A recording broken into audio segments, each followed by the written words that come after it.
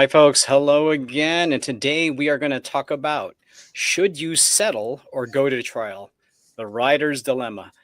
Welcome to a new informative segment of Mototalks with Mitch and Mel from the law firm of Proner and Proner. I'm your host, Mel McCuyup.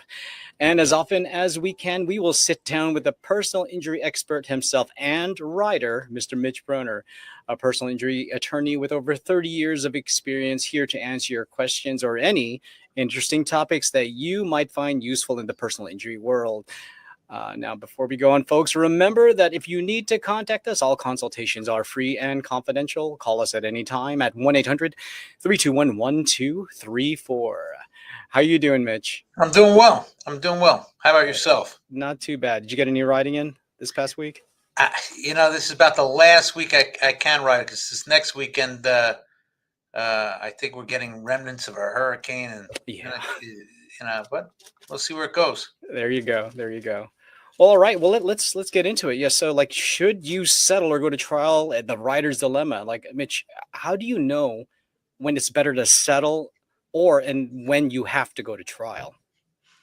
So, typically, it's always better to settle, because with a settlement, you know what you're going to get.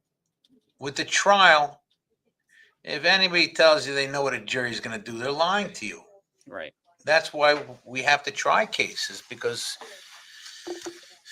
we don't know what the jury's going to do. If we could know beforehand, we wouldn't have to try them.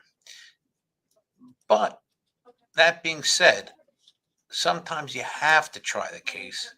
Yeah. Because the other side wants to try the case. They're not offering you a fair settlement. So, first of all, you have to keep in mind that there's a general consensus that nobody likes motorcycles, or that the rider was probably doing something wrong, or that I know how these motorcycles ride. They don't obey traffic rules. Right. There's a prejudice. There's definitely a prejudice. Now,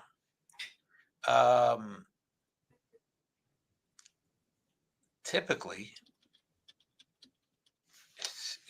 it's a challenging case to try. So the insurance carrier might not be offering you what's fair for the case. And you might have to go to trial, because they're basically saying no pay, or they're offering you very little because they think they're going to get out of it. At that point, you might have to try the case. Now, the case could be a case that they think they're going to get out of it because it's the rider's word against the operator of the car's word. And maybe the operator of the car was like a school teacher, and maybe the rider, I've had riders with criminal records, lengthy histories of prison. They're entitled to compensation too. Right. They're involved in an accident that's not their fault. Their prison case was before another judge, and potentially before another jury, and supposedly they paid their debt to society. This is a different case. And if they're trying to get their life back on track and they get injured because they were on a motorcycle, well, that doesn't mean they're not entitled to compensation or a good lawyer.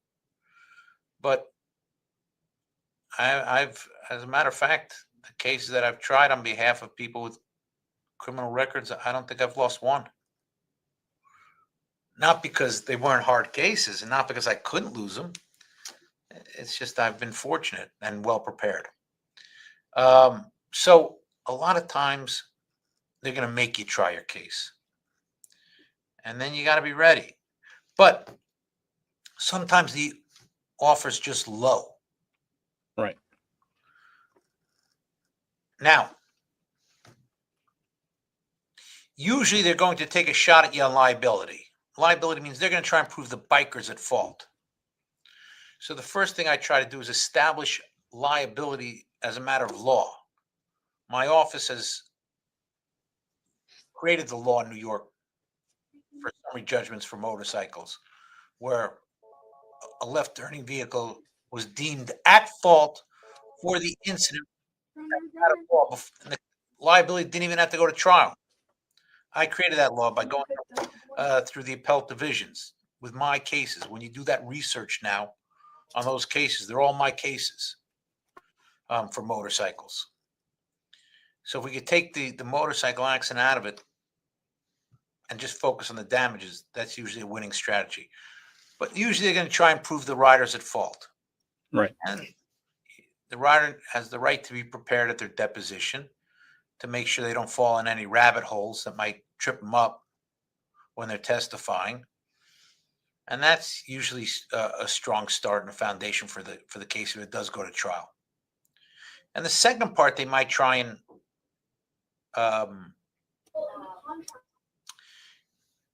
minimize their exposures with damages. They might try and say that the injuries aren't as bad as we say. Or if they were bad, they might say, well, they were bad, but he made a good recovery. Wow. Then the last thing is a good lawyer can do focus groups where you could present your case to a group of people before it actually goes to trial. And there you could learn what arguments may be used against you by hearing a jury, how they respond to the evidence in your case, and trying to adjust those weaknesses in your case. Mm. And also, sometimes with a focus group, you might find out you really don't want to try this case. For example, I had a client who had a broken leg, bad broken leg. And he was limping around with a cane after the incident.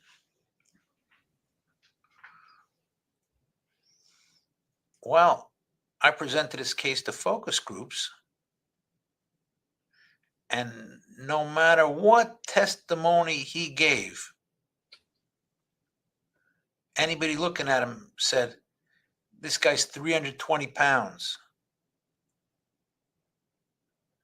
If he's got problems with his leg, he should lose some weight. I still got him a multi-million-dollar settlement. Good.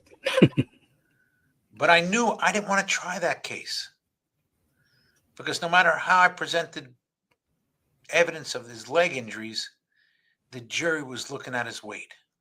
Right. So that's the reality that you have to deal with. So sometimes you have to try the case.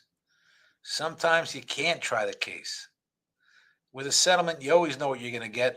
With a trial, you just have to do your best to be prepared. So essentially, then that does lead to, regardless which direction you go to, is I guess mediation and negotiation. Can you kind of expand on that and like how your skills really help? Mediation is before a case goes to trial. Oftentimes, you'll have what's called ADR, alternate dispute resolution, where you will go to a judge who's a private individual who's no longer on the bench. You rent them for the day, and he tries to get the two sides to come to terms with the settlement. Now, sometimes mediations are successful, but I've had mediations where we sat there all day and we didn't even get an offer because the defendants, and there were multiple defendants, they couldn't agree amongst themselves who was going to pay more. So before they could come to me with an offer, they had to work out amongst themselves what the split was going to be, and they couldn't agree on that. So mediation isn't necessarily successful. And sometimes you have multiple mediations. And then sometimes, like that case I mentioned with the big guy, right? We went to mediation. They came back with like a little bit over $1 million. And then subsequently, the case settled for over $3 million. Oh, wow. Didn't have to go to trial. The mediation was not successful, but as it got closer to trial and they knew they were facing an experienced trial attorney, they came up with more money. It doesn't always work like that. Right. Sometimes I have to try the cases. Right. All right. Well, thank you for clearing all that information up and making it and educating us. Well, there you have it, folks. You heard it again from the expert himself, Mr. Mitch Proner. Now, don't forget, if you need our help, give us a call 24/7 at 1-800-321-1234, where consultations are free and confidential. Well, that'll do it for now. And thank you again for taking this time to tune in, whether it's on our podcast, video broadcasts. We really do appreciate you taking this time. Please, if you haven't yet, follow us on all our social media like Instagram, TikTok, Facebook, and of course, YouTube. Like, share, and please subscribe so you get the latest updates. Now, before we go, Mitch, is there anything else you'd like to add? Yeah, I used to. The weather's getting cold now. Yeah. And I tend for the winter months to keep my bike on a trickle charger and bring it out in the spring. Yeah. But I used to ride year round. Yeah. And I can tell you one thing about riding in the winter months, there are often times substances on the asphalt like salt or sand, Mhm. and it gets dark a little bit earlier, and it could be dark in the morning during your commute. Be careful out there. They don't Definitely. always see you, and stopping distances can change. So just do your best to be aware of what's around you and try and keep a cushion between you and the other vehicles. Some space, extra space. Yep. And that's it. Ride free and ride safe. There you go. I love that. All right. Well, thanks again, Mitch, for yet another informative session with you. And thank you all again for checking us out. And remember, we ride just like you. We'll see you next time. Thank you again, Mitch. Thanks, Mel. Bye-bye. We'll see you.